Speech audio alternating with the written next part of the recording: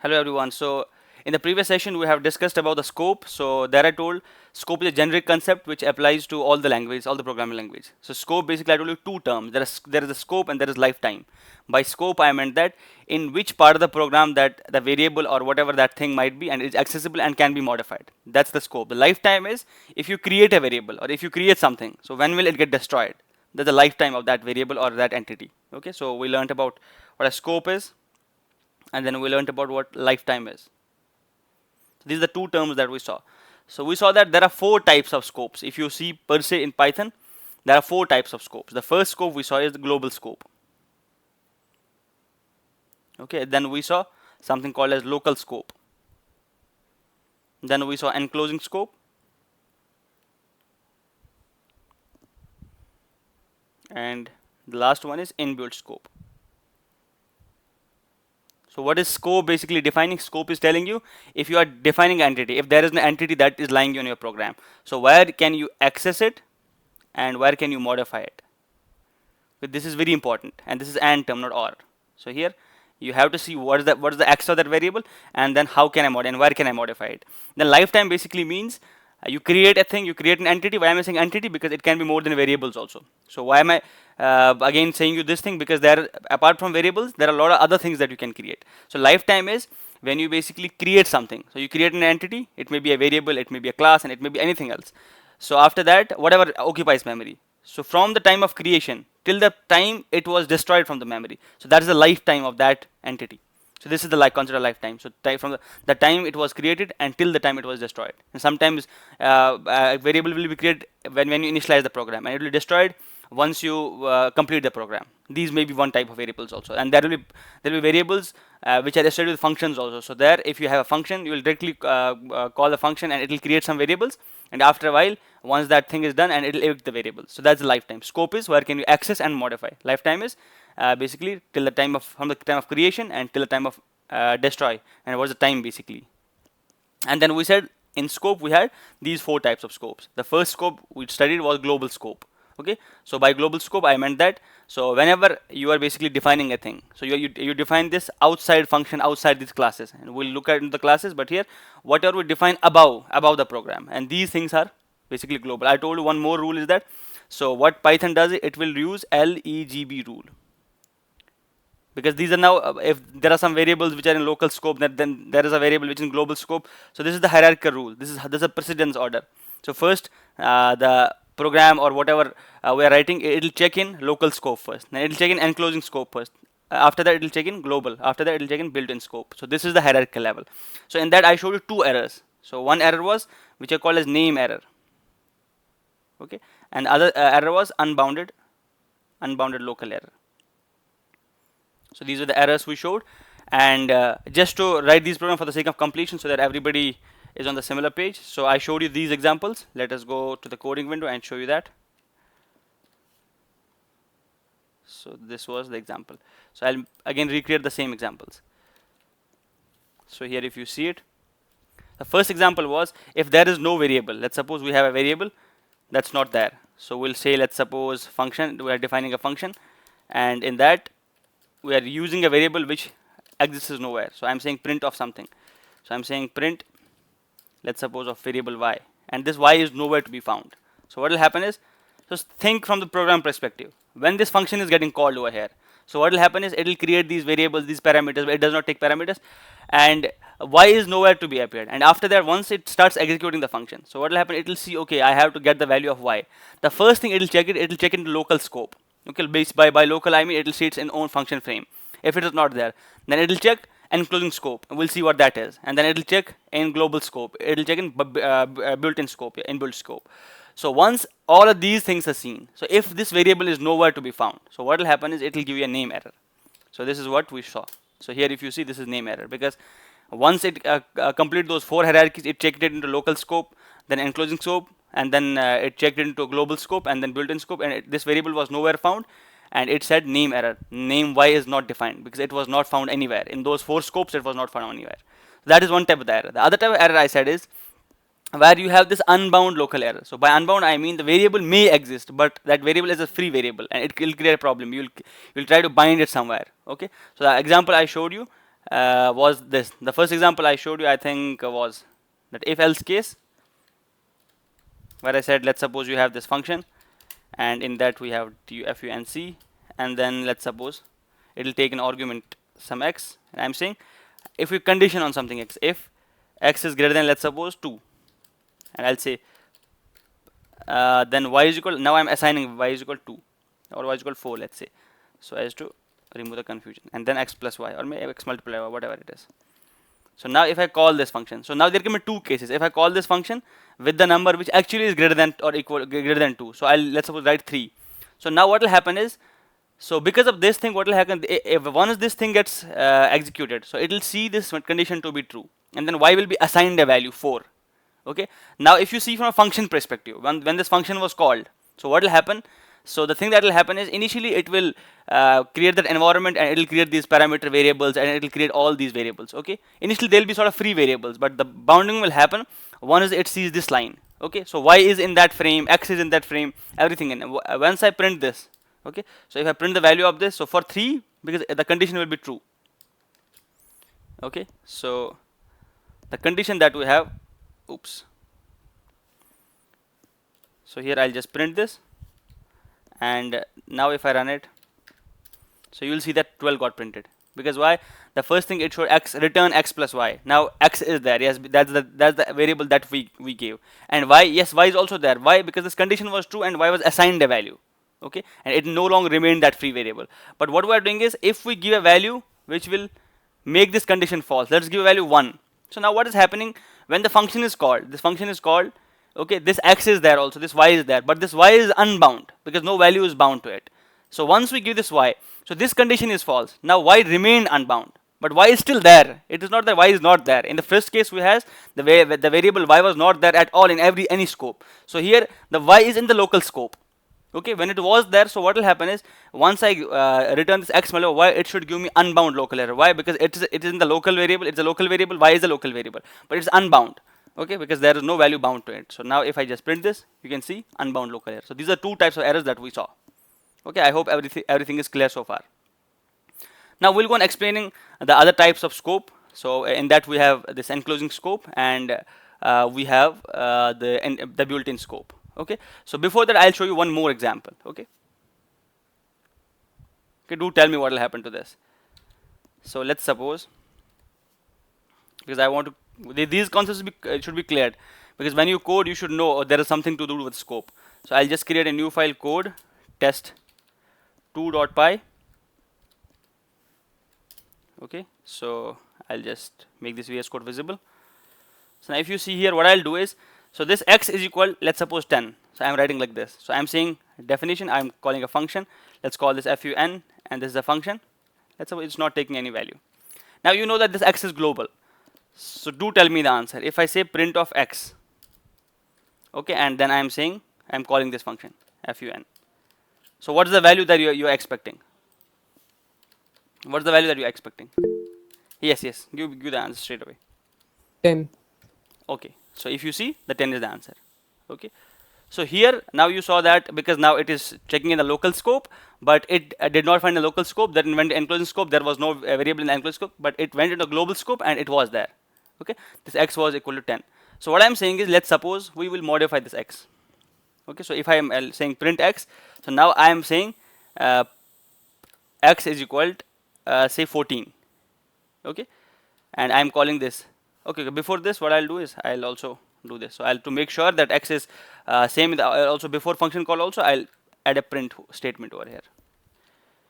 So if you see over here, so what I'll do is I'll print x here also. Okay, so what do you expect the value? This print x, what should this print? It will print this x. Everybody agrees with me? Just remove this line so that it does not create any confusion. So what will be the output? Tell me what will be the output of this program? 10 printed twice. Okay, 10 printed twice. So if you see this, so this is 10 and 10. Okay, because why? It called this 10, and after that, when I printed, it was global in the global scope, and when I called function, it also created this 10. So if I see this, now I'll modify this value. So I'll say x is equal 13. Okay.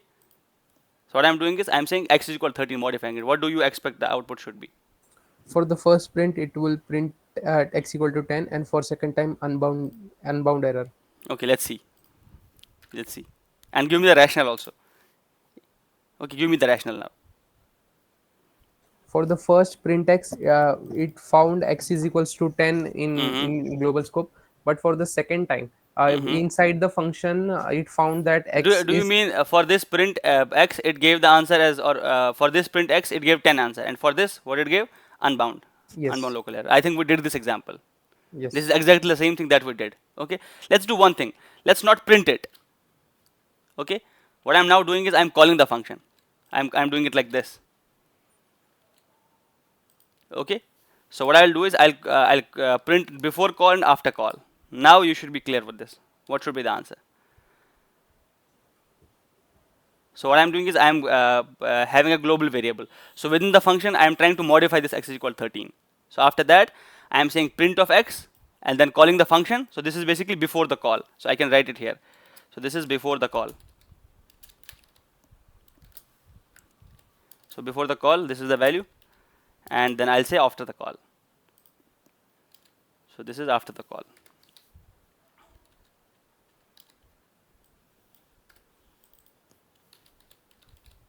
Okay, what is your answer? Is there an error? Will there be some answer? What do you think? 10 both times, 10 both times. both the times. So why should it be so? But please don't run the program. If you are running the program, that it missed the purpose.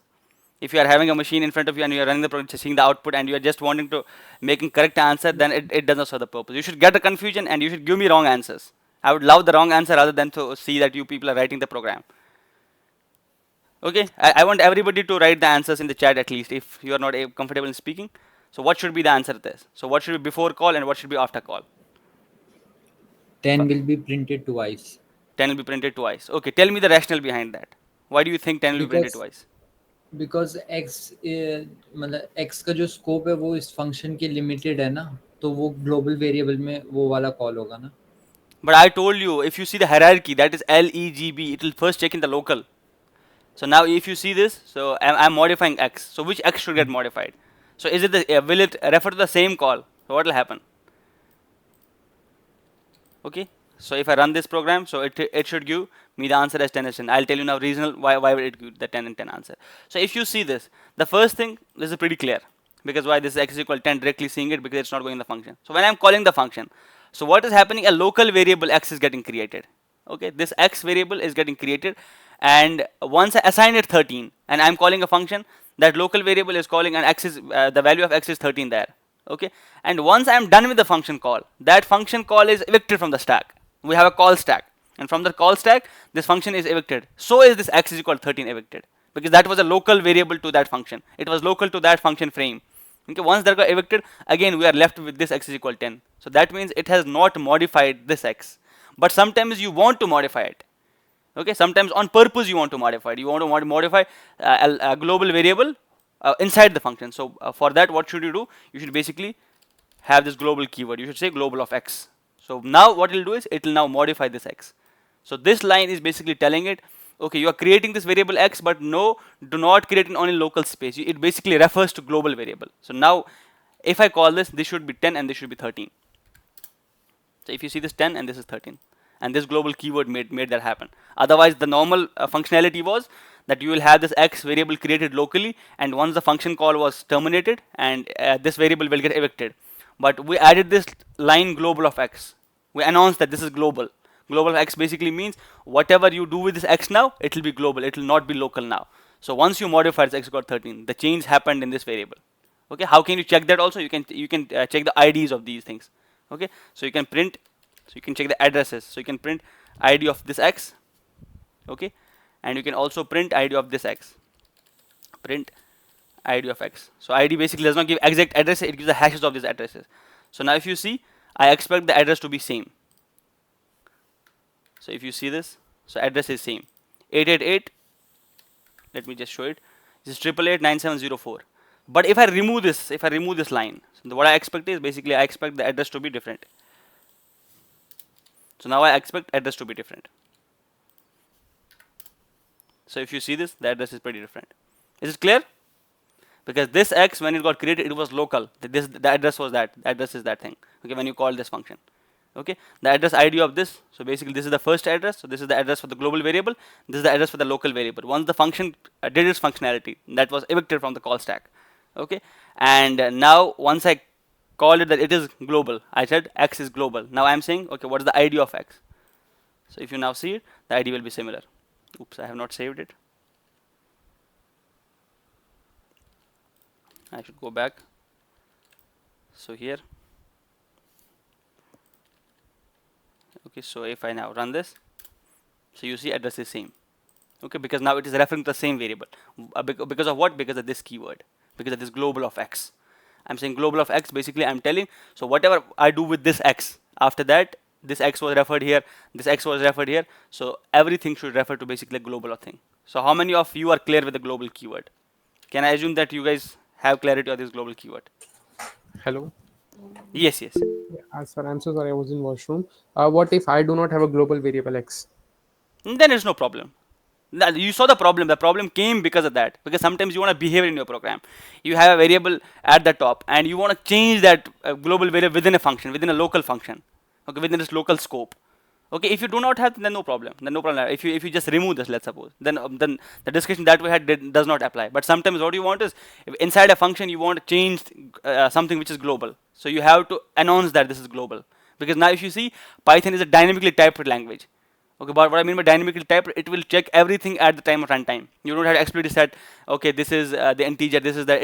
It'll basically construct all of these things when you run it. Okay, now if you are not saying it is global, so it will consider, because it will go on the normal workflow. It will say, okay, when this x was equal 13. So if I was doing it like this, oops. So here, so if I comment these lines, so what will happen here? So once you print this x, so it will just see in the local scope. So it will see it does not have a local scope. So it will go into this. It sees a global scope. Okay, and it will print x is equal to 10, and then it will call a function. So once this function is getting called, so it will create a stack. It will create a function frame, what's called an environment also. So it will push it down to the call stack, and then and it will start executing. It will say, oh, x is equal to 13. It will create a local variable x is equal to 13. Okay, and after this function gets terminated, because we are doing nothing with the function also, so then this function will get terminated. It will be evicted from the stack, and once it got evicted, this x got evicted with it. Okay, because we did not tell anything. And then when we are making call, print after the call, and we are saying, and it will still check, it will refer to this x. But if I want a behavior, so that I will change the global variable within the function call. So I told you that you should do this. So you should make this, you should make an announcement. Announcement is like, whenever you are creating x, you should not create it locally now. So because I am announcing to you that it is global, you are changing the global thing.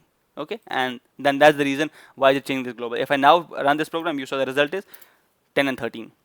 Okay, and I wanted to tell you that this basically is changing the same reference. That's why I printed these values also. Okay, so I printed these values. So if you see the values, they are pretty similar. Okay, sometimes you want this behavior on purpose, you want to change, but I'll just tell you a programming style that this global keyword, it's better to be avoided because it creates a lot of confusion. And look how much theory you have to know to just use this global keyword. Okay, you have to know, okay, what happens in the function when I call function, what happens. So it is better, people sometimes avoid to use that because they don't assume that people will dig into these details. So it is better, because these things can be achieved by other means also. So it is better not to add this global, and it's not a good programming practice to use this global. Okay, it's all right. Now you saw what global scope is, what local scope is, and we did pretty good examples. And I hope that there should be now very less room for confusion. So now what I'll go is I'll do this enclosing scope. Enclosing scope. Okay, this is an interesting topic also, because what Python does is Python allows nested what is called nested functions. So it allows nested functions. What are nested functions? Function within a function.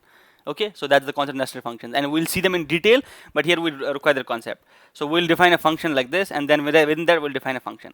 So what is this, what's the meaning of this enclosing scope? So enclosing scope basically means, so whatever is defined within this function, within the outer function. Okay, we have this function 1. Let's call this outer function. So we have this outer function, and within this function body we have an inner function. Okay, we have inner function over here. Okay, and this inner function also has this body.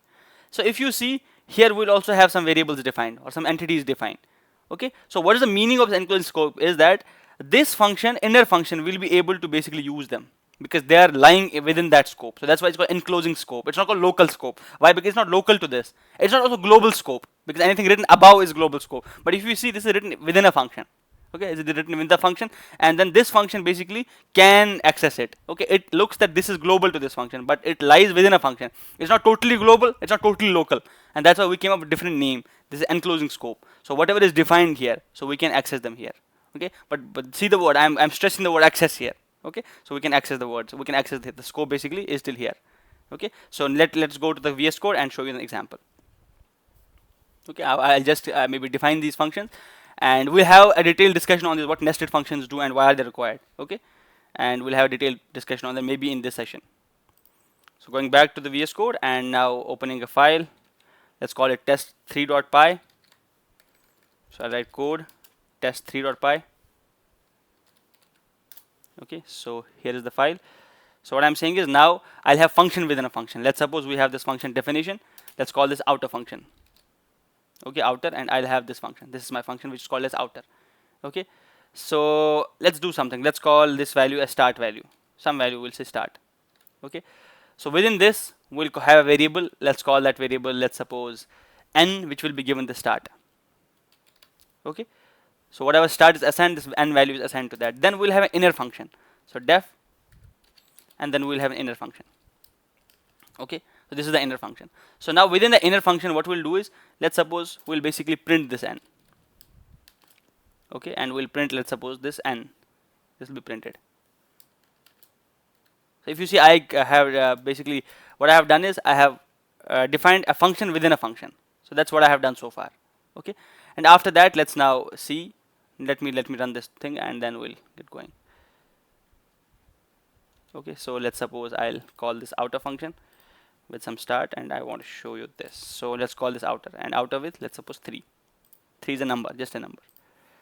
So I'll have Python, not test2.py, rather test3.py. If you see, no error popped up because we can access this n, we can access it over here. Okay, and for calling this, we have to call the inner also. So I'm saying, so basically within this, if you see this, so this n was accessible over there. Okay, so this n was accessible over there because it throws us no error. Okay, let's basically write a practical program. So usually in your where will you use these nested functions is when you have this what's called as microservice architecture. So let's suppose you want to write a function and where it displays time. Let's suppose you want to do a certain event, and but that event is dependent. Okay, if this much time happened, this much time passed by, and then I'll write this function. Okay, I'll do a certain functionality to make it clear. So let's suppose you are waiting for 5 seconds, and then you're logging out a user. Okay, and there you have to show this behavior. Okay, within a function, within something, you're within a function, you are doing logging out. But what you are doing is, but you are waiting for 5 seconds. Okay, and that functionality, if you see, there is a functionality, and then in that functionality there is some other functionality embedded. Okay, and we'll make it more clear. But here, if you see this, so I'll just write a simple program of that countdown. So I'll write definition of countdown. So I'll write def, and then countdown. Focus for maybe a while. So I'll say start time, strt, some start, maybe st is start time. Okay, then what I'll do is I'll say again the same thing. I'll say n is equal to st, n is equal to this. There is a variable which I call n, this is equal to start. Then I'm saying define, and I'm saying there is a function display which will basically say, okay, how much time elapsed. Okay, so it will basically call this. It will call that n is equal to, it will say print, and I'm saying let's suppose t minus, oops, so this is occupying the whole screen, and then I'm calling this n. Okay, basically the same above program, but what I'll do is now I'll do this. I'll say while n is greater than 0, while the time is greater than 0, because time will keep on having this countdown. Okay, while this n is greater than 0. Okay, because n is defined something. We're saying that let's suppose have this functionality after 5 seconds or something like that. Okay, I'll say when n is greater than 0, that is there is still time left. Okay, display, keep on displaying a thing. Okay, let's suppose we'll do this, and then we'll call countdown of Now I'm calling this countdown of 5. So basically what I'm saying is keep on running this function till the time is equal to 5. You see this like as a microservices. So we have a bigger program that is doing something. So now it's time bound. I'm saying, okay, run this till only 5 seconds. Once 5 seconds are gone, and then don't run it. Okay, something like that. Okay, so what I'll do is, so this basically will basically remain also. But it will give me an error. So I have to show that error also. Okay, let it follow an infinite loop. I don't care. Okay, display this. So if I am now running it python test.py, so you will see this, it is continuously showing it. Why? Because I am not doing I'm not exactly implementing the same thing, otherwise this will terminate it, because now this 5 is remaining constant because I have not implemented time function. So I got the function you saw here, there was no error to us. So what I said is, I said there is a function which is doing countdown, and in that countdown I am also calling a function. Within that I am calling a function till that time is there.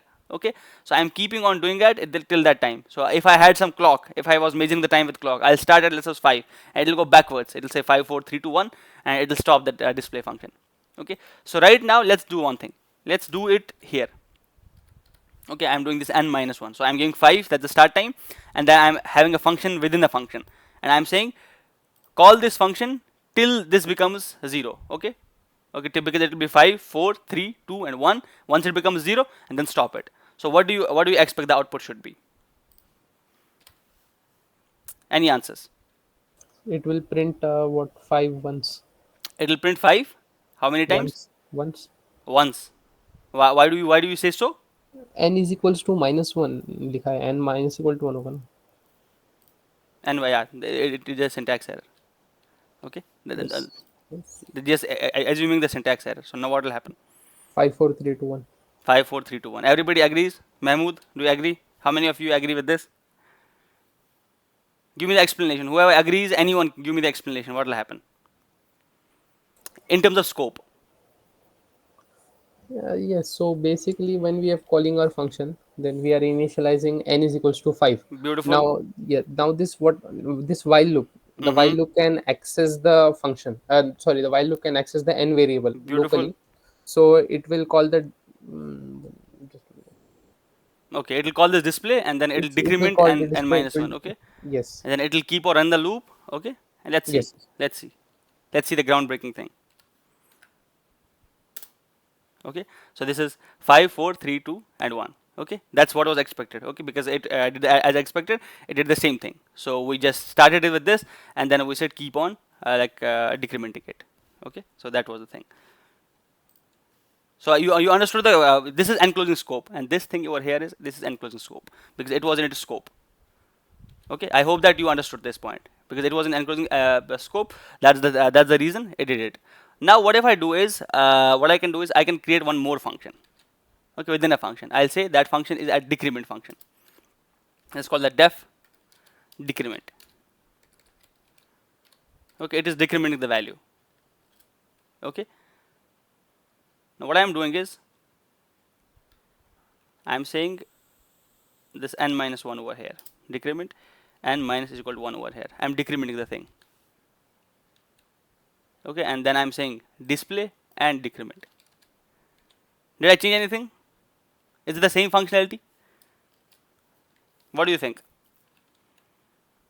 What do you think? Should work fine. Okay, do you feel it to work fine? What's the rationale? I'll show you. That's why Python. Sir, rationale is that it can access the decrement function can access variables in the enclosing scope. Beautiful. Now see it. I'll see it. I'll show it to you. That's on purpose. I did it. Now I'll show what Python does, and you have to tell me why does it happen. Test 3. See it. All right, so it turns out it was making a copy, a local Now, copy. if I see, no, I haven't called it properly, so if I call it right now, it should give me an error basically. So if you see it's an error, unbound local error. And why is it so? Tell me why is it so? Sir, because previously it was sir, sorry, because it happened because previously in the display function, Mm-hmm. it was checking the LEGB scope, and previously it was Okay. not finding any local scope, so it was going to enclosing scope. Okay. But this time now we have defined this variable n minus equal to 1, but Mm-hmm. we have not initialized it, so it is already finding this variable in the what I can local scope, so it Okay. is not accessing the variable in the enclosing scope. So Right. Right. So the variable n is equals to st, the original, it is not being updated. Right. So it's showing unbound local error because it is Yes. here. So what I want to tell you, because I told you stress on the word accessible. It is not modifiable. Okay, you cannot modify it. It's not. It's read only. Okay. So here you can read it. So right now here n was also there. So if you see, so you have partial explanation. So I would have asked you a question. So n here is also there, but it is still printing this n. The question would have been, if your explanation was true, so then it would have been also given the error over here when I was only printing this n. But it was able to access it still, and it was not considered local. But the problem here is, if you see it, this enclosing scope is read-only scope. By read-only, I mean once you modify it, then it will create this problem. It will say, I won't let you modify, and then your explanation is valid. Because now I am finding basically this is local, and this was unbound, so what will I do with it? So do you explain the thing? Do you understand the thing, what I'm saying? So your explanation is correct, but the first part should be added.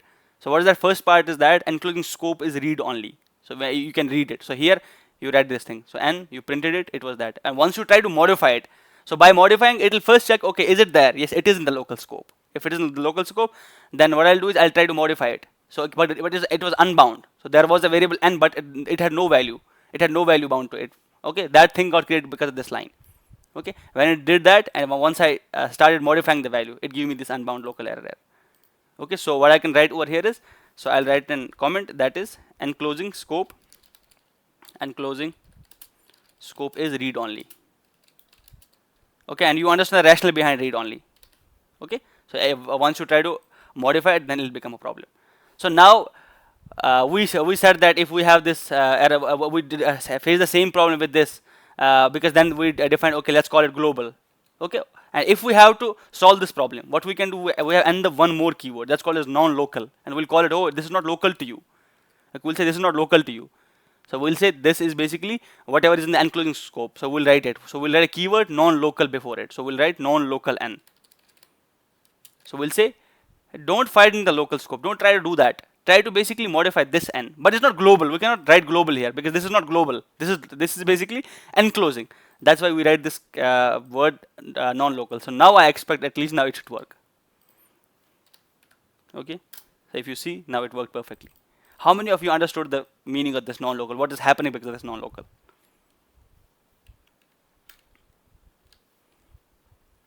Okay, because initially when it was trying to modify, it was trying to refer it as local variable because it saw n there. Okay, this function saw n there. But on purpose, I am telling it, look, you don't have to modify it. Because of this, you got that unbound local error because it was a free variable, it was not bound anywhere. Okay, in order to modify this, initially how we resolved that, we did global scope, but it's not in a global scope, it's an enclosing scope.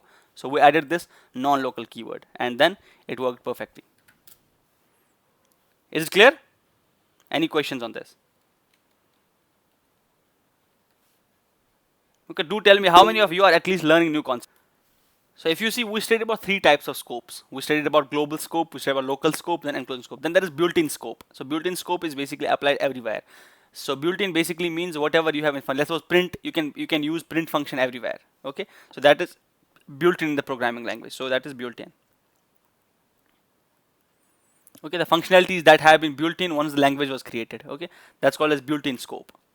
Okay, and I said, let's suppose function printing of you can use this print anywhere in the program throughout. And why? Because the scope is everywhere. You can call it everywhere. Okay, let's suppose if you see the scope of this function also, so these functions cannot be called outside. Okay, I call this function display and decrement. So the code I showed you over here. So if you see this, so these functions, so this they also have their own scope. So this definition, and if you just call them outside this function, okay, because they will know more. That's why I said not only variable, there are these entities. Now function is also an entity. Okay, so if I call this display function or this decrement function outside this, okay, outside this countdown, so what will happen is, again, it won't be visible somewhere. So let's see that. Okay, in order to understand the built-in functions. Okay, so if I just move over the coding window and you see, so let's suppose I don't call this countdown, I'll call this function display outside this. Okay, I'm not calling it within the countdown, I'm calling it outside. So now if I just call it, and so if I save this, so it will see that display is nowhere to be found. Okay, this is test. Okay, I'm running this over here, so you will see that name error. Okay, display is not found anywhere. So you see these functions also have scope. Okay, if you see as a whole function had a scope. Okay, display, it was visible only within this function, But I said there are built-in functions like this print It's a built-in function. I can call it anywhere. Okay, it does not require a scope. Okay, and that's called as built-in scope, because when these things are built, and it was found that different functions like this input function, print function, they will be used left, right, center, everywhere. So it is better to give them built-in scope so they can be used everywhere, not like the display function where the scope only lies within this function. It lies local to this countdown function. Okay, so how many of you are clear with this now? So I hope that at least you have some clarity on the scope. Okay, can I assume that you guys understood scope? Can I assume this to some extent? Okay. Yes, sir. Okay, so this was the concept of scope.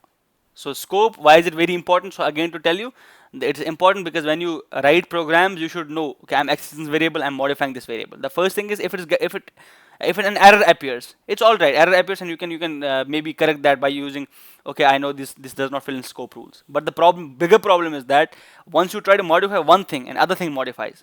Okay, and program runs smoothly, but you are not getting the expected output. What I said is full semantic error. That is a problem, and those sort of errors you can only rectify if you know these concepts. Okay, this basically was in global scope, and you have to debug the code. Okay, and once you know these concepts, and then only can you debug the code, right? And maybe sometimes hit and trial, that's the way probably usually people do debug.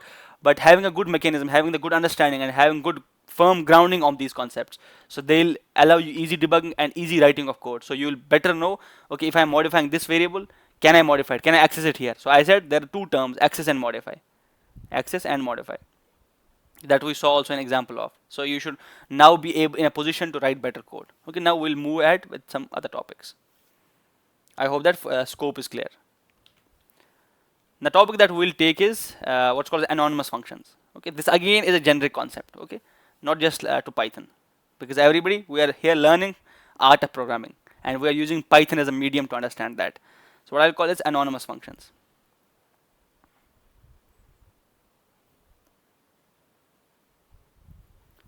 Okay, what are the anonymous functions? So if you see what is the meaning of word anonymous, it means something without a name. Okay, if it does not have a name. And let's suppose I'll give you a practical scenario. So let's suppose you are walking somewhere. So you want to ask time to somebody. Oh, what time is it? Okay, should you ask your name first? There are two scenarios. You're asking time, and sometimes you are spending a time with a teacher. Okay, now both of these things are functionalities. Okay, you want to do something. Teacher will probably teach you, and the person whom you're asking time is, he'll tell you the time. Okay, you consider yourself a calling function. So if you ask somebody, okay, what time is it? Is it needed that you will ask him maybe name? You will ask his or her name. You won't bother. Why? Because this task is so small. You're thinking that if I ask time, it's not necessary. Why? It's unnecessary overhead. I should ask what is your name. Okay, what time is it?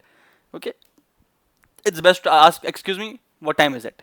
Okay, for the teacher, let's suppose if you are having a long-term relation, then you must know a bit of details about it, at least the name. Okay, his name is this. Okay, because you probably have a longer functionality. Okay, here what I'll call is this I'll call as anonymous function, because if you have to do something which only requires maybe one line, this is a one-liner thing, and you won't probably use it many times. You'll just use it there, and you are done with that. Okay, that's why the functionality of anonymous functions comes in. Okay, so they'll probably used one time. Okay, and at that point of time, and they'll have very limited functionalities, and it's not a full-fledged function. That's why they're called anonymous functions. Okay, so this anonymous function is also there in Java. It's also there in Python. Okay, in Python they're called as Lambda expressions. Okay, in Python they are specially named as Lambda expressions. So what is the Lambda expression? So Lambda expression in Python basically is a way to create a small anonymous function. Okay, on the fly. So that's what I'm saying, on the fly. You are asking somebody time, you're saying what is time, and you don't ask the name, you ask the residence time, everything. You just ask time and you're done with it. But if you have a bigger functionality and you want to maybe reproduce that, and maybe you reuse it anywhere, and then you will have to go to full function. This Lambda expression in Python is a way to create those small functions on the fly. Okay, and anonymous functions. Why anonymous? Because it doesn't have a name. Usually functions have a name. I said definition, then a name. So we wrote like this, definition and the name. And these anonymous functions, because of their functionality and they're used on the fly, they won't be having the name. So we call them Lambda expressions in Python. Okay, they may be simple operations and that don't require a full functionality. Okay. What is the syntax? So we'll first see syntax. Okay. Because if syntax is clear, then we'll be able to do it. But this concept is generic. The concept being generic is you can also use in other programming languages. Okay, so if you are a designer programming language, so sometimes you'll also want to give same functionality to the user. Okay, I want to have anonymous functions because they are used in very peculiar ways, in very unique ways in programming. Okay, like how is the syntax? So let's go to the syntax and see how is the syntax. So in syntax, what you will have is basically, so you will have a keyword lambda. This will be a keyword, so you will have to use this keyword lambda. Then you know that function has arguments, so you will have arguments. Okay, and after the arguments you will have the expression. You'll have the expression that we want. This is the syntax. Okay, so lambda, this will be a keyword, and then you will have to give arguments, and you'll have to give expression whatever you want to do with the arguments. Okay, and this is the keyword. So arguments will be a comma separated list of arguments the function will take, and its expression basically will be evaluated on these arguments, and these values will be returned. Okay, so it should be single line. So to make it clear, it should be a single line. It should not include statements like return, if, else, other things. Okay, it should not do like that. So in other programming language, you might have seen ternary operators, and we'll see we have also seen that if, else. That is not lambda expressions. Okay, so here we'll have comma separated list of arguments. Then we'll have a single expression. Okay, the single expression will operate maybe on these arguments, and it will automatically return those things. So it will automatically do that thing. So here this if, else, return keyword should not be written. This should not be written. Okay, so I'll show you a simple example. Let's go to the code and we'll see the simple example. As there is a quote, talk is cheap, show me the code. Now what I'll do is create a new file. I'm storing these files, by the way. I'll zip them somewhere and then we'll upload it someday. So I'm creating code test4.py. Okay, so this is a file. So now if I want to create a lambda, sometimes I want to add numbers in the fly. So what I can do is I can just do this. I can say add. Let's suppose now what is the syntax? The syntax is you write lambda. Okay, this is the keyword. So after that you write the arguments. So what are arguments? I'll take two numbers. Let's call them x comma y. These are two numbers, and then I'll run the expression. Okay, expression will be I want to add these numbers x plus y. Okay, so this is lambda expression. So if I want to print it, so what I can do is, so I'll just print and call this add. So I'll say add of 2 comma 3. Now I can give it like this 2 comma 3. Now if you see this, if I just run this file, so it should give me the addition. Okay, so you see 5, 2 comma 3 is 5. So this is the simplest example of how to use lambda expressions. So you just define a thing and then you give comma separate list. Okay, there is a lot of things that are associated with this. So there are a lot of things that are associated with this lambda functions. Okay, now you have to be very clear. Okay, so I'll just write some programs and you have to tell me, so what should be the expected output. Okay, let's suppose I'll do this. I'll say x is equal to. That's the reason we read scope first. You should be well versed with scope so as to understand this. So I'll say over here, yes. So I hope that you understood the basic of lambda expression. So lambda is a keyword, then these arguments, and then a statement or maybe an expression. So let's suppose I'll write x is equal to something like this. Okay, if I write x is equal to, so after that I'll create a lambda function. So let's suppose that's lambda. This is a keyword, and then what I'll do is I'll say take y as an argument, and then say let's suppose x multiplied by y, something like this, x multiplied by y. This is a lambda expression. Okay, let's call this f. F is equal to this. Okay, and because now it takes y as an argument, x is already defined. Okay, so now let's do this. So let's call let's do calling this f of whatever this x is. Okay, now I'll again call something else. So I'll say I'll override this x is equal to 3. Okay, and after that I'll say let's suppose g is equal to same thing, lambda of let's suppose y. This is x multiplied by y. X, oops. This is x multiplied by y. Okay, then I'll also call this g of x. I'll say print of this and print of this. Okay, so what should be the output? So what do you think? What should be the output? So here this is x, and I think I should give y, not x. I should give, let's not call it here, let's call it here with some variable, because x is 2, x is 3. So I'll call it y, because y is the input that it's taking. I'll give it 10, I'll give it 20. Okay, so what should be the output? So if you understood lambda expression, so what will happen here is, so this 10 basically, if I when I call, let's suppose this function f, so here this 10 will be given to this y, because now x is already there, so this will get multiplied to this. Okay, rather than showing this 2 at a time, I should have shown only first one first. I should shown this. So I think this you will understand easily. So here this 10 is basically the value that is given to y, and then we have this x is 2 over here, then multiply by y. If I print it, it should be 10 multiplied 2, that's 20. So here this is 20. Clear? Is it clear? Yes. Okay, now what I did is I have one more variable, x is equal to 3, and then I said, okay, now this and now this. I'm creating the same lambda expression again, and I'm calling this function g with 20. So what should be the output of the first, this f, and then this g? What do you expect? What should be the output? First it would be 30, then it would be 60. Okay, everybody agrees with maybe Fahad or Asif, whoever he said it. Everybody agrees?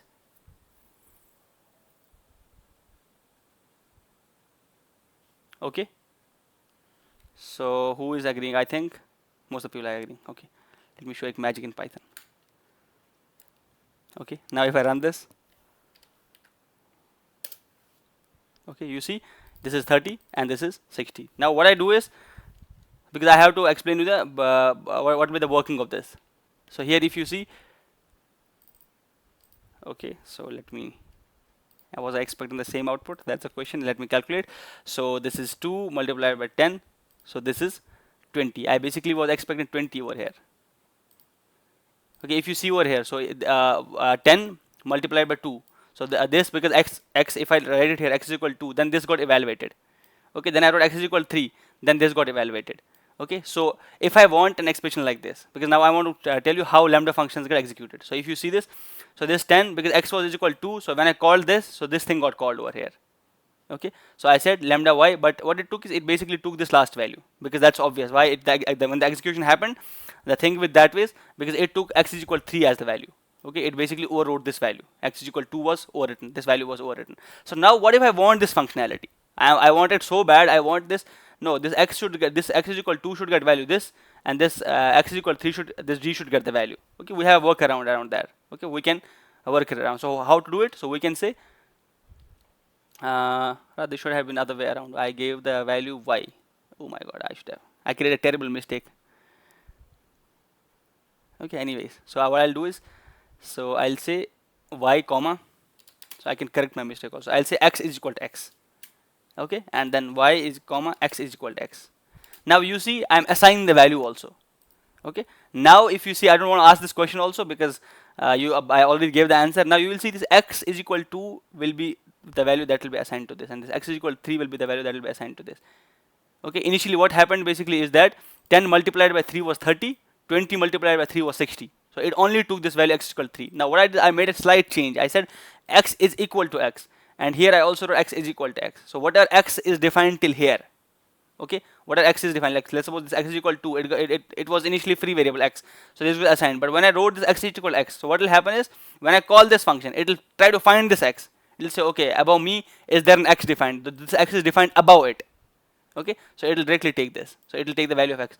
But when this will say, so it will basically see the above x. So now I expect the values to be different. I expect, so this is 2 multiplied by 10, 20, and 3 multiplied by, and this will be 60, 20 and 60 I expect the value. So if I now run the program, you see 20 and 60. How many of you understood this?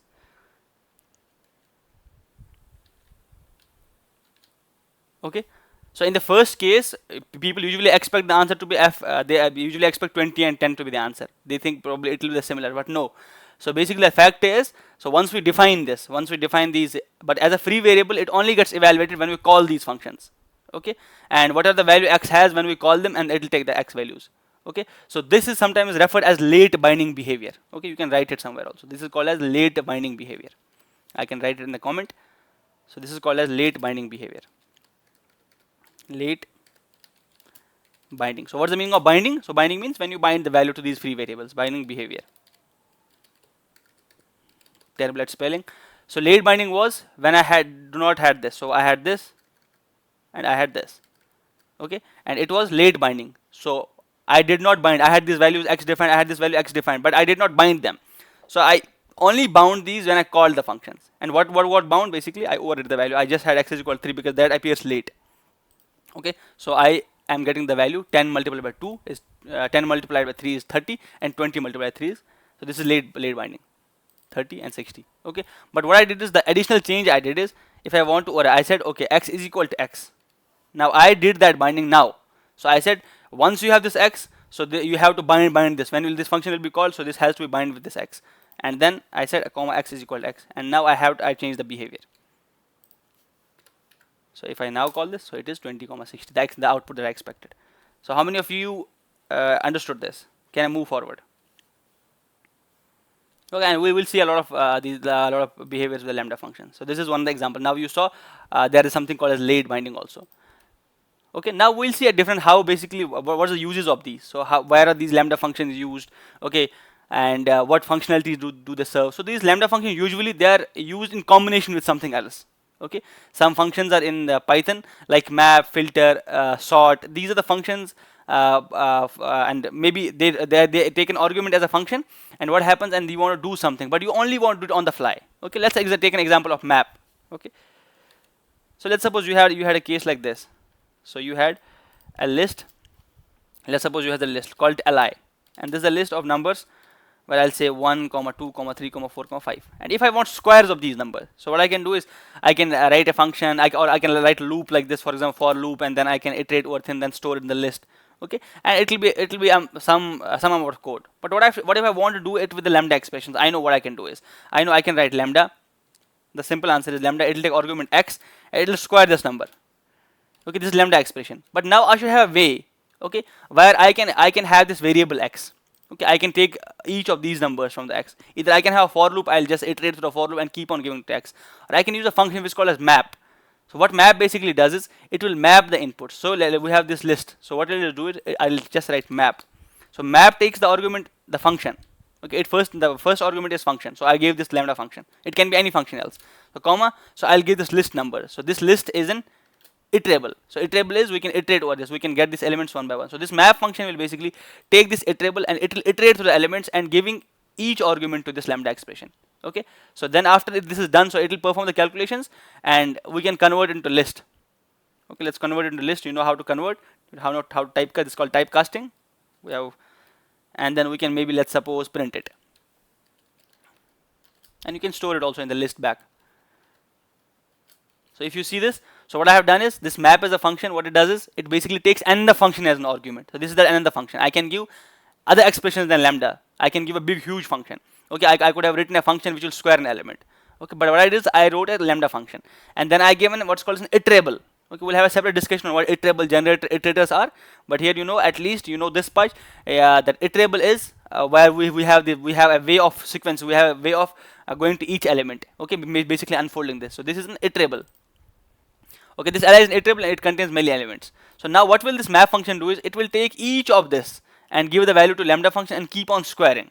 Okay, and storing it. Then I'm telling it, okay, what are the values you got? You store them in a list now. You convert them into a list and then print it. Okay, so what I should get is I should get this list squared. Okay, if I now run this, so you see I got 1, 4, 9, 16, 12. So this is one function map. Okay, so this is how usually you will see lambda functions being used. They are being used with some other aggregation with some other function. Okay, these functions will be map, and you will sometimes see some function like filter, some function like sorted, and these sort of things. Okay, so the first thing I said is with the map how it can be used. So you can use it. Let's say here I showed one example that you can square numbers. You can do something else with the numbers. Okay, but this should be iterable. How the map works is, so this map function, it takes a function and iterable. So whatever you want to do with each element, okay, you can give it a lambda function. So this is one of the examples. So by using map, okay, so there are other ways where you can see it. You can see it with filter. Okay, filter. So by using filter. So filter again is a function. So what it does is, so it filters based on a certain condition. So this again, it filters based on some condition. It almost has the same signature. What is the signature? The functions, function name and function or parameters, they're called a signature. It has same signature as this map. Okay, how do we use this? So we call it with filter. So we'll write filter. So but what it does is it will only return the element where a certain condition is met. Okay, keep your focus here. Let's say this is a list, and I only want odd numbers, let's suppose, and this is huge, let's suppose this is a huge list. Okay, maybe let's create that list. It's a list comprehension. So I'll say x for x in a range, let's suppose of 100 or maybe 1000. So you know that this list contains how many elements? This contains 1000 elements. So if I just print it, so I can say print list without this. So as to show that, because I use list comprehensions to create this list. Oops. So now if you run this, so you saw this is the list. It contains 0 to 999 numbers. So it's a fairly large list. So what I want is, if I should have a mechanism to just filter out the even numbers only. So what I can do is, I can have a method, I can just run for loop and say wherever, let's suppose definition, wherever x is modulus is modulus 2 is equal to 0, then it's even, then return that other and override that. So there's a beautiful function filter. Based on a certain condition, what you can do is you can just filter out the elements from that list. Okay, so it also takes argument as function, and then this iterable, where you can iterate through it. So what we'll do is we'll say filter, and then we'll say function. Now what we'll do is we'll say lambda function, because we are only doing one statement. We just want to check if the number is even or odd. So we'll say lambda, okay, then the value x, and then we'll say x modulus 2 is equal 0. So it will just assign true and false. So for the things that it will assign true, it will keep them. Okay, I'm just saying not these numbers, because we have this list is here. It's this list. Okay. So now I'll again convert it into list. I'll say give me that list back. Okay, and I'll say print it also.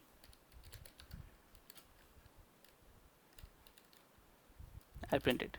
Okay, if you see what I have done is, so what this function will do, this will just return true or false certain elements. For even element is returned true, and for other element is returned false. So for the element it will return true, those elements will be kept in the list, and otherwise they'll not be taken.